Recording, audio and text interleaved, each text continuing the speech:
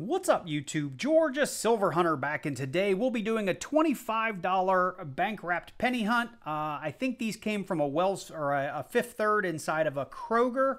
I'm excited by this box because we have a lot of coppery-looking enders, which gives me hope that we'll find some older wheat pennies in this box. And if you've been following along for the last year or two, I am on the hunt here to fill out a 1909 all the way up through past 2014 penny albums.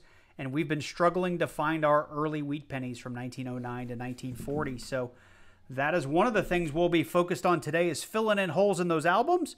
Of course, we have our quick hunt list, our little mat here, our penny mat that gives us sort of a quick reference guide for the things we should be looking for.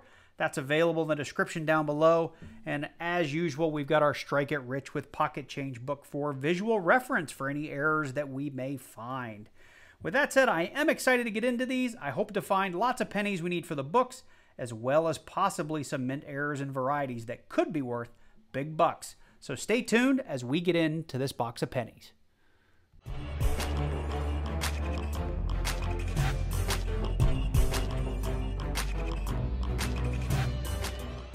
So I like to start all of my hunts by at least opening one roll on camera, just so you guys can get a sense for what is going on in these rolls, if they look like they're all going to be new, all going to be old, or something in between. And we'll do a quick wheat penny hunt, and I do like seeing a lot of the really, really old looking brown stuff in there. That's usually an indicator of older pennies, but of course zinc pennies can age in such a way that they are also kind of brown. But if you've been looking at pennies long enough, you can tell the color difference pretty quickly. But there's a 64 that we'll be checking, and look at that. Roll number one, we've got a wheat penny right off the rip. That makes me super excited for the rest of this box. Unfortunately, it's a later year, 1945, which I'm pretty sure we do have. I think that's a 45. Let me get my scope turned on just to make sure. 45 doesn't look like it's got any varieties with it. But let me keep going here. We've got new stuff, 23s, that's new. Here's some copper, a 1978. My scope's turned on. Let's just double check this guy. Yeah, that is a 1945. That might be copper, 1977.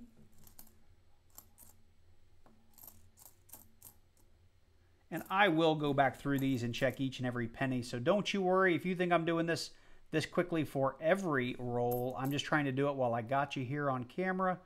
Those two guys are copper, and that's an 83D. There might be some other ones that I missed. There's a 78D.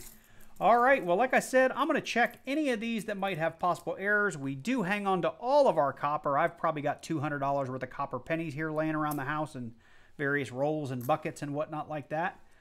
So we'll hang on to all that, and of course we will be looking for those errors and varieties. And I will bring you in when we find something interesting. So we're not too far into this box. Roll number 8. We've come across our next wheat penny. This one came up obverse facing. Let's check out the year together. We've got ourselves a 1958 Denver. Now, I don't believe this one has any DDO or DDR to speak of, so we'll just throw it up here with our other wheat penny.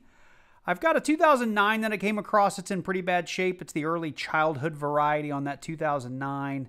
And we did have one decent looking 1960. All my red copper I'm kind of putting up there.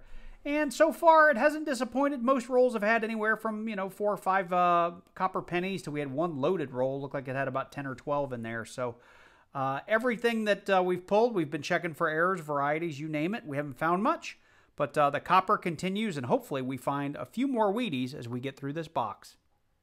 So very next roll, roll number 9, we've come across our next wheat penny, another 50s era. We've got a Denver, looks like a 1957 upside down. Yes, it is. 1957D in pretty decent shape. It's another 50s for the board. We're on roll 14, and we've got our next find. It's another wheat penny. I've been hunting for these varieties, man, just not finding anything, but I'll take the wheat pennies as they come. We've got ourselves a 1944. Now, if it was a Denver, we could check for a D over S, but I don't believe there's any other errors for this guy. So on roll number 15, about 3/4 of the way through, we've got our next wheat penny. This one came up nice and easy to read, just like you saw it, obverse facing, 1957. Another one for the board. We just got into roll number 16, and as I was spreading it out, we got a little surprise. I was hoping it was going to be a silvery one, but it's just a really, really beat up dime.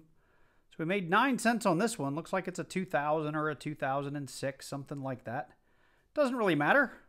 It's 9 cents profit. So we're quite a ways through this box on roll number 31, and we found a little bit of a stunner here. This is probably one of the nicest wheat pennies I have ever found in circulation. I haven't looked at the year yet, but when I saw the back of this, I thought for sure it was going to be a modern zinc penny. And it is a wheat penny, which means it's 1958 and earlier, I believe. So let's check it out. Look at that. We got a 1958 Denver. So I don't think there's any varieties or errors, anything on this guy. I will check it under the scope, and I'm also going to check under Red Book just to see what this thing looks like in a nice red state in this kind of condition. Well, we checked the books. The 1958 Denver doesn't have any errors or varieties, but I did find it in Red Book here. If we had a regular 58, there's a handful of double dyes that are known to exist, but unfortunately for the 58D, we don't have anything like that. Almost 801 million minted. And if we're up kind of here in the extra fine or higher, again, in a graded state according to Red Book, which can be taken a little bit with a grain of salt, we're kind of between a 12-cent penny and maybe if we got up to AU, a 15-cent penny, which isn't bad considering it is just a penny, or a cent as some people like to remind me of. We don't actually have pennies, we have cents. We're on roll number 36, and I'm bringing you in for something just kind of educational if you didn't know, but the 1982 penny actually is made in zinc and made in copper, and I just came across a 1982 copper that is also interesting because it is a small date 1982. So that's something else you need to be aware of for these. The small date and large date are distinguishable by the number 2 in the 1982, and I have just found the 1982 small date copper very, very hard to find. I don't see a whole lot of them, and if you can find a 1982 copper D, I believe, those are super, super, super rare, so always keep an eye out for those. And again, we tell our copper based on the weight, so when we drop it on the scale, if it's 3.0 grams or higher, you know you've got copper, and I'll throw a zinc penny up here just so you can see. They're usually 2.5 to 2.6 grams. Now, very quickly, I'll put this under the scope just to show you the 2. Oops, I put that on the scale. That's not going to help you guys. Where is my 2? There it is. So right here, if you see down here at the serif, or not the serif, but the base of the 2, you can see we've got a very curved, sharp point down here on the end, and a very sharp point up here, and a very well-defined, I'll call this a leg or a stem through here. That is very indicative of the small date 1982. Now, I did pull kind of a red 1982 large date, and you can probably see it under this magnification. The 82 large date 2 is kind of thick and fat, and in my opinion, a little bit sloppy looking. And there it is. You can see coming down through this leg here, we don't have a nice sharp point on down here, and as we come through this swipe, it's not nice and sharp down here in the corner. So if I can get a side-by-side of those two, I'll go ahead and post it up here on the screen, but a little education for you about the 1982 penny, and there are a handful of errors and varieties in the Strike It Rich with Pocket Change book that you should be looking out for, mainly double die obverses, I believe. So really quickly, I did want to just pull this out to verify for you. The 1982 copper large date double die obverse you want to be looking for. We've got strong doubling in God We Trust, and in circulated condition, it's pretty hefty price at $20 to $30, and uncirculated $50 to $85. Of course, on the 82 small date in zinc, so the 2.5 gram version, there's a double die reverse you want to be looking for in that E pluribus unum, and up here in the states and of. So that's kind of what you want to be looking for. And I also want to show you, they call it out in here, the small date on copper. So the 1982D small date on copper. There's only a couple of them in known existence. Here's the sort of proof.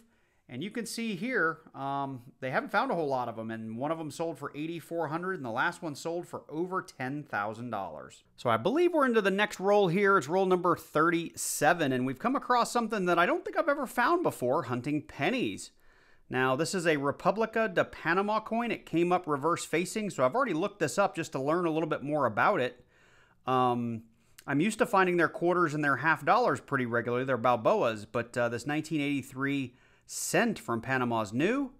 On the face, we've got Chief Uraka, and that's his name up there on the top. It is a 2.5 gram zinc-plated copper. I think that's right, copper-plated zinc. That's the right way to say it. Copper-plated zinc, and it should come in at about 2.5 grams. And there it is. Now, from a mintage perspective, just trying to find that. I've actually got Numista pulled up right now, and I'm not seeing the mintage. Looks like about 90 million. So pretty cool find here on the hunt. We're going to go ahead and put that up on the board because we don't have a lot of foreigns. I did find another dime along the way, though, which is pretty cool. So we'll set that right up here. Surprised to not find any Canadians yet, but we're going to keep on hunting. Getting into roll number 39 here, we've got another wheat penny. This one's seen a little bit better days, a little bit dirty, but we've got ourselves a 1955 Denver. So another 50s, and I think that makes wheat penny number 7 on the hunt.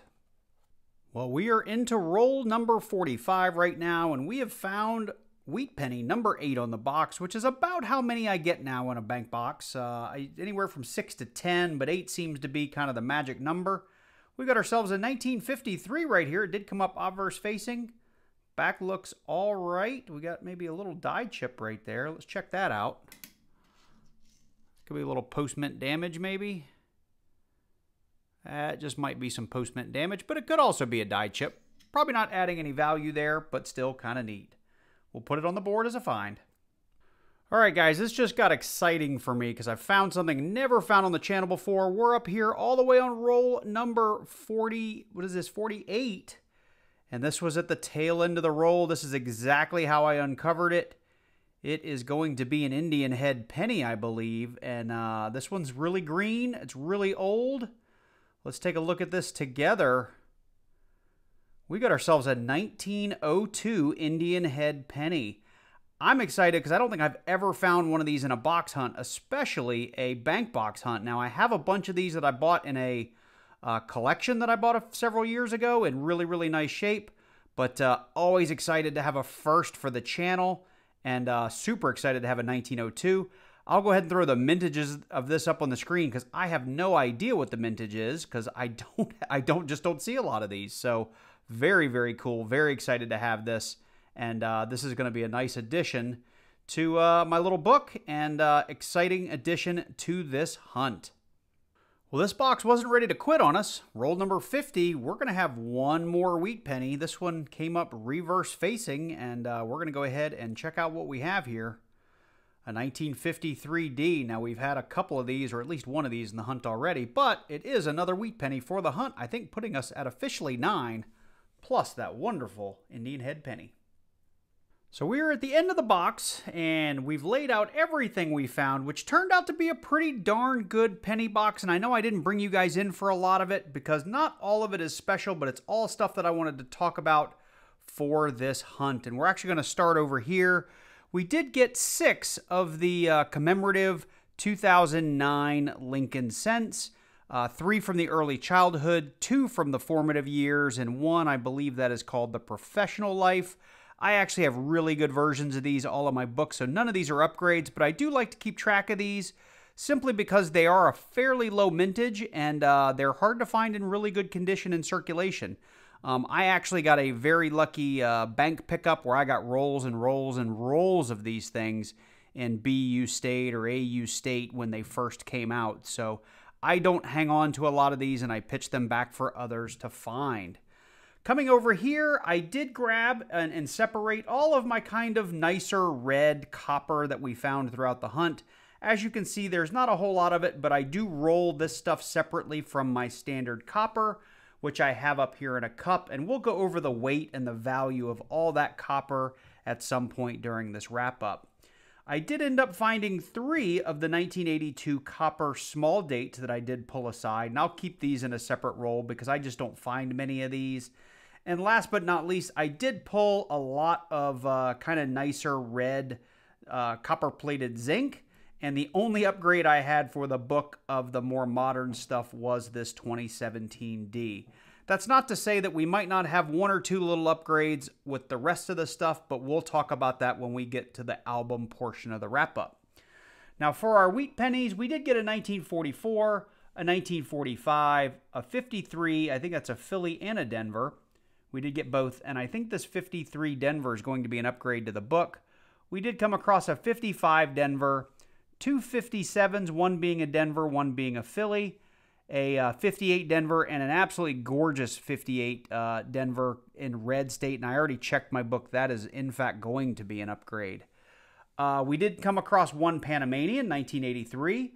We did get misstuffed with a couple of dimes. So we always make 9 cents every time we find a dime in there. So it's always nice to find a few of those. Normally, it's the other way around. Of course, the absolute amazing, stunning find for me in this box is, I think, the channel's first ever Indian head penny. Now, this guy has definitely seen better days, but this here is a piece of history going all the way back to 1902. So what are we at? 122-year-old penny found in this hunt. So super excited to have this.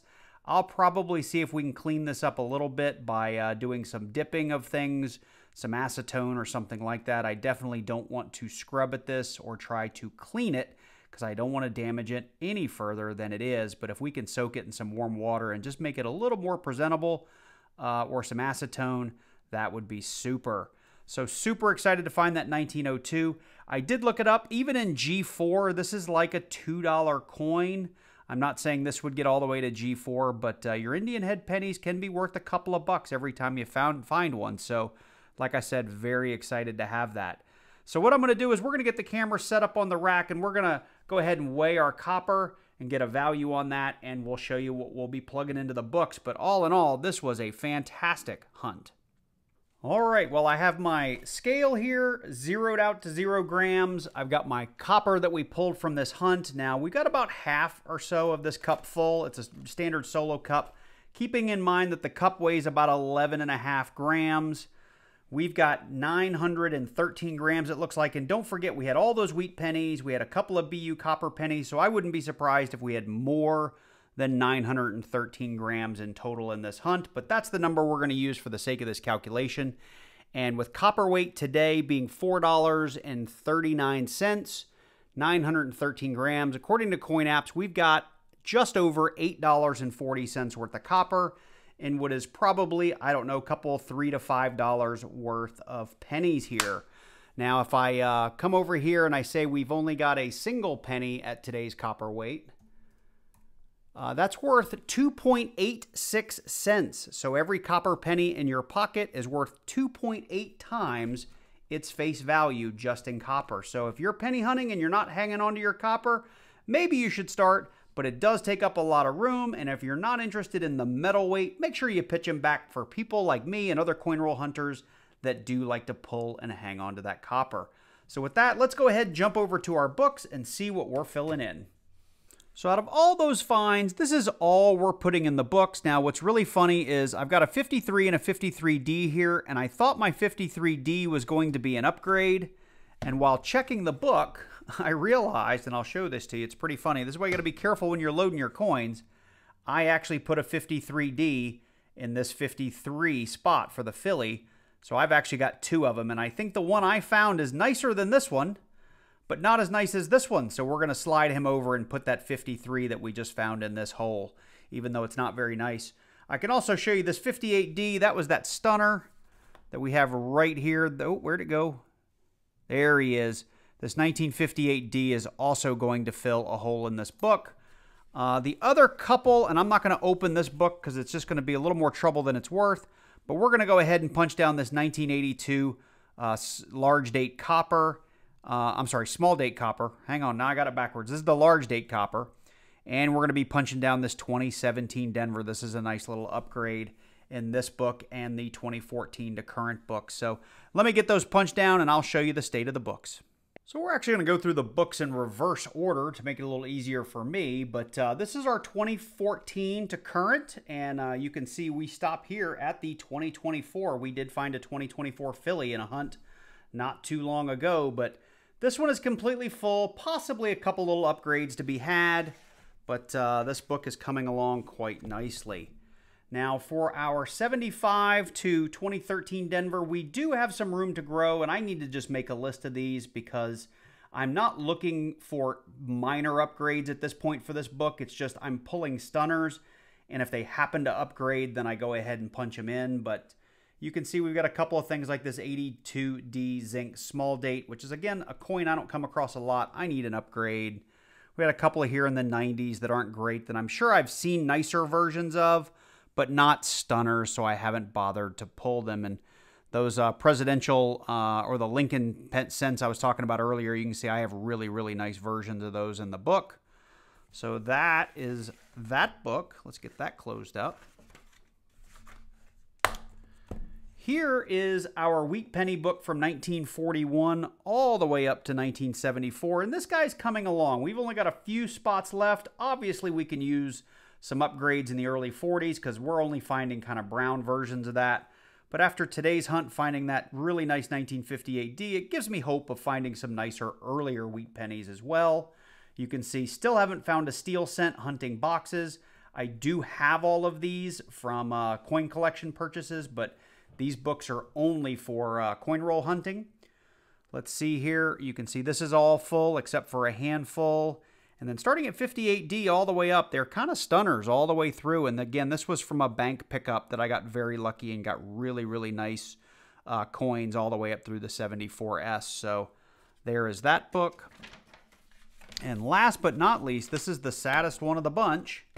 And for those of you that coin roll hunt and struggle to get wheat pennies, you can see from 1909, my earliest coin is a 1917, and then we have lots of holes that are missing. We've got a 1920, a 27, a 28, a 29 Denver. I mean, I'm not going to read them all out, but we need we need like 90% of the holes in this book to be filled in. So we really struggle to find those early wheat pennies here in the Atlanta area. So with that, we have reached the end of our hunt. I hope you enjoyed it. I know I did. Where did I put my Indian head penny? This is just the star of the show in my opinion. Love to have found this, and I hope you were excited by it as well. If you did, let me know in the comments down below. Have you ever found an Indian head penny in all of your time hunting, or have you found tons and tons of them? Would love to know. If you're new to the channel and you like this kind of video, you like coin roll hunts, make sure you do click on that subscribe button. And then click on that little bell and select all so you get notified each and every time I release a new video. And whether you're a new viewer or an old one, make sure you do drop down below. Leave me a comment. Let me know what you liked, what you didn't like. And make sure you click that like button so it helps me out getting more viewers there in the search algorithm, and I'd really appreciate it. Thanks again to all my regular channel members who donate, who've joined a membership. So our Georgia Silver Hunter Fan Club or Georgia Silver Hunter Member Program. Check out the link in the description below if you want to learn more about that. Thanks for donating to the channel each and every month. Really, really appreciate it. And with that, I hope you guys are all doing well. I'm on vacation yet again next week. We're going up to Niagara Falls for a couple, 3 or 4 days. So again, the videos will be slow. And I did not get any half dollars this week, so there's no $50 video.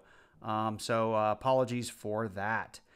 With that said, I hope you guys are all doing well. Take care, and I look forward to seeing you in the next one.